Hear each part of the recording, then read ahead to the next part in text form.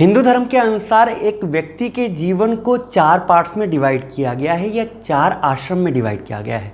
जहाँ पे सबसे पहला आश्रम ब्रह्मचर्य, दूसरा गृहस्थ, तीसरा संन्यास और चौथा वानप्रस्थ आश्रम होता है। इसमें जो पहला आश्रम होता है वो व्यक्ति अपने जीवन के आरंभिक काल में अध्ययन अध्यापन यानी कि रिसर्च और उसके बाद स्टडी करके पूरा बिता देता है। लेकिन अगले आश्रम में पहुंचने के लिए, उसमें पदार्पण करने के लिए एक व्यक्ति का शादीशुदा या उसके विवाह का होना अत्यंत आवश्यक हो जाता है। और इसीलिए हिंदू विधि के अंतर्गत या यूँ कहें हिंदू धर्म के अंतर्गत विवाह का एक अलग ही महत्व है, इनका एक अलग ही इम्पोर्टेंस है। और आज के इस वीडियो में इसी विवाह से संबंधित इसके टाइप्स या इसके प्रकार के बारे में कि हिंदू विधि के अंतर्गत कितने टाइप्स के विवाह बताए गए हैं, इनके बारे में बात करेंगे।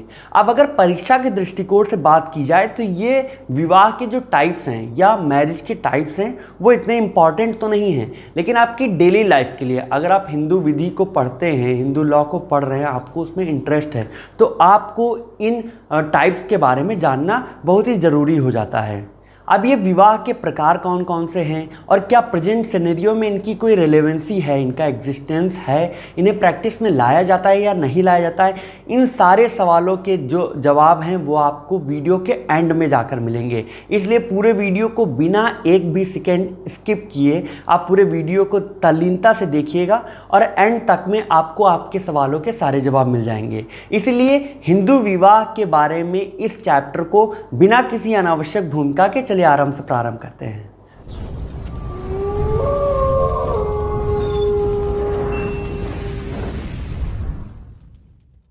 तो हिंदू विधि के अंतर्गत विवाह के कुल मिला के 8 मेजर टाइप्स या 8 मेजर टाइप्स ऑफ मैरिजेस को बताया गया है, जिनमें सबसे पहला जो टाइप है उसे हम ब्रह्म विवाह कहते हैं।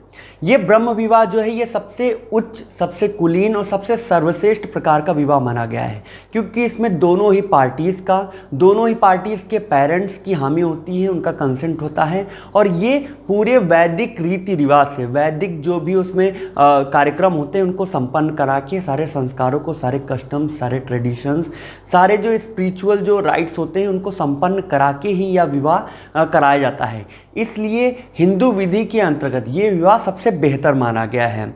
अगर बात की जाए ब्रह्म विवाह के शाब्दिक अर्थ की या इसके लिटरल मीनिंग की, तो ये मेरा ऐसा ख्याल है कि ये ब्राह्मण शब्द से इसकी उत्पत्ति हुई है, क्योंकि इस प्रकार के विवाह केवल ब्राह्मणों के बीच में ही पाए जाते हैं। इस विवाह के अंतर्गत कन्यादान से लेके बाकी सारे संस्कार, सप्तपदी और यहाँ तक कि कन्याधन भी दिया जाता था। और ऐसा माना जाता है कि स्वयंवर की परंपरा का जो शुभारंभ है वो भी इसी विवाह के अंतर्गत आरंभ हुआ था। इसलिए यह विवाह सबसे उच्च कोटि का, सबसे कुलीन विवाह माना जाता है। महर्षि मनु के अनुसार ऐसा माना जाता है कि इस प्रकार के विवाह से उत्पन्न जो संतानें होती हैं वो अपनी 10 पीढ़ी आगे और 10 पीढ़ी पीछे प्लस अपना खुद का यानी कि 21 पीढ़ियों का उद्धार करती हैं। हिंदू विधि के अंतर्गत दूसरा जो विवाह पाया जाता है उसे देव विवाह कहते हैं। इस विवाह के अंतर्गत बाकी के जो रिचुअल्स होते हैं, जो राइट्स होते हैं, जो भी कस्टम्स होते हैं और जो भी परंपराएं होती हैं वो तो लगभग सेम ही होती हैं, लेकिन इसमें फ़र्क सिर्फ इतना होता है कि इसमें जो कन्या का पिता होता है यानी कि जो वधू का या लड़की का जो पिता होता है वो अपनी कन्या को एक जो पूजा प्रतिष्ठा कराने वाले ब्राह्मण होते हैं, जो पंडित होते हैं, जो प्रीस्ट पुरोहित होते हैं, उनको एक सैक्रिफाइस के तौर पे, उन्हें त्याग के तौर पर देता है और उनके साथ उनका विवाह कर देता है।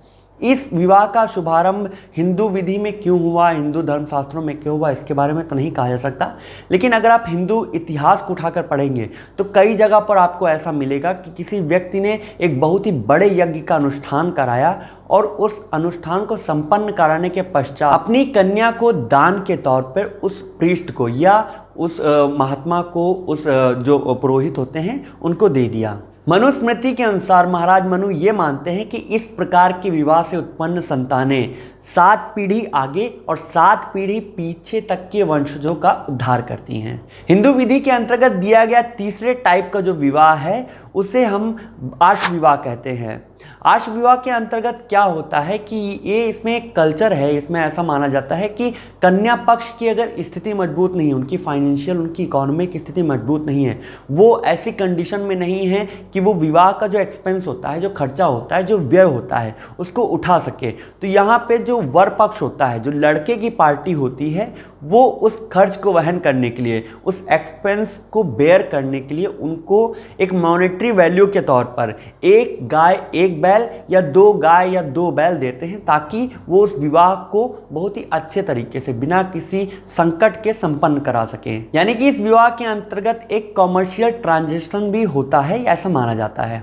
हिंदू विधि के अंतर्गत जो चौथा विवाह है वो प्रजापत्य विवाह है। अब इस विवाह के बारे में ऐसा कहा जाता है कि इसमें भी वैदिक रीति रिवाज से सारे संस्कार के साथ, इवन कन्यादान तक के साथ ये विवाह संपन्न कराया जाता है। लेकिन इसमें अंतर ये होता है कि जो कन्या का पिता होता है या लड़की का जो पिता होता है, वो सारे संस्कार कराने के बाद उसमें जो लड़का होता है वो लड़की के मनपसंद होना चाहिए, उसमें वो लड़की स्वयं से अपने वर को पसंद करती है। और इसमें विवाह संपन्न कराने के बाद कन्या का पिता उनको आशीर्वाद देते हुए ये कहता है कि जाओ अब अपने धर्म का पालन करो, संतानोत्पत्ति करो और अपने विरासत को आगे बढ़ाओ।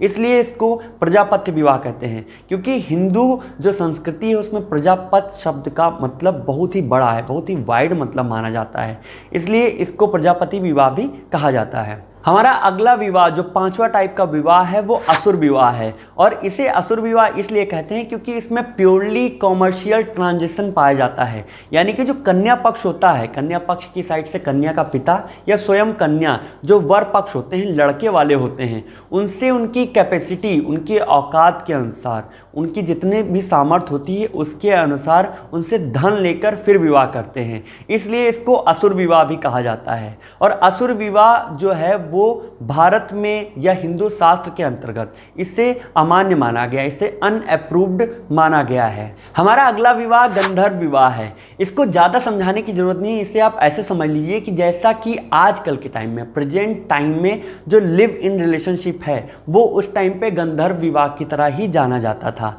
यानी कि इसको आप उसका ही समीचीन मान सकते हैं। गंधर्व विवाह में क्या होता था कि लड़का और लड़की अपनी मनपसंद के अनुसार शादी करते थे, या फिर बिना शादी के भी जो बाकी के संबंध हैं, वैवाहिक संबंध बना के साथ में रहा करते थे। तो इसको इसलिए गंधर्व विवाह कहा जाता था क्योंकि इसमें दोनों पार्टीज़ के पेरेंट्स की सहमति, उनका कंसेंट भी आवश्यक नहीं होता था। सिंपल तरीके से इसे आप यूँ समझ सकते हैं कि जब मियाँ बीवी राजी तो क्या करेगा काजी।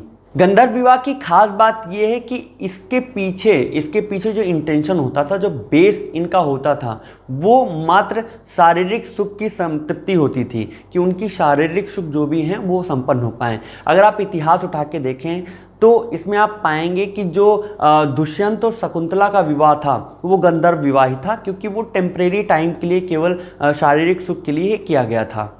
हिंदू विधि के अंतर्गत second last type of marriage जो है वो राक्षस मैरिज है। इसे राक्षस मैरिज इसलिए कहते हैं क्योंकि इसमें राक्षसीय प्रवृत्तियों द्वारा एक व्यक्ति जो कि एक राक्षस के ही समीचीन माना जा सकता है, वो अपनी फोर्स का, अपने बल का, अपने पावर का इस्तेमाल करके अपोजिट पार्टी को चोट पहुंचाकर, या फिर अपोजिट पार्टी जो लड़की है, लड़की के पिता या किसी संबंधी को जान से मारकर या जान से मारकर मतलब मारने की धमकी देकर फिर उनसे वैवाहिक संबंध स्थापित करता है, इसीलिए इसको राक्षस विवाह भी कहते हैं। ये भी भारत में अनअप्रूव्ड टाइप ऑफ मैरिज माना जाता था स्टार्टिंग के टाइम में।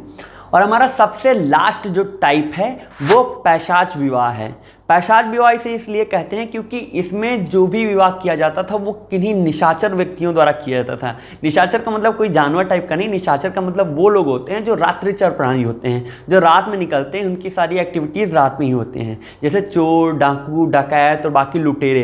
तो ये सब जब किसी लड़की को उसकी अचेतन अवस्था में, यानी कि उस टाइम पे जब वो कॉन्शियस नहीं होती है, अनकॉन्शियस अवस्था में उनके साथ वैवाहिक संबंध बनाते हैं, या फिर फिर यूँ कहिए कि उनके साथ बलात्कार वगैरह करते थे और उसके बाद उन्हें अपने साथ रख लेते थे।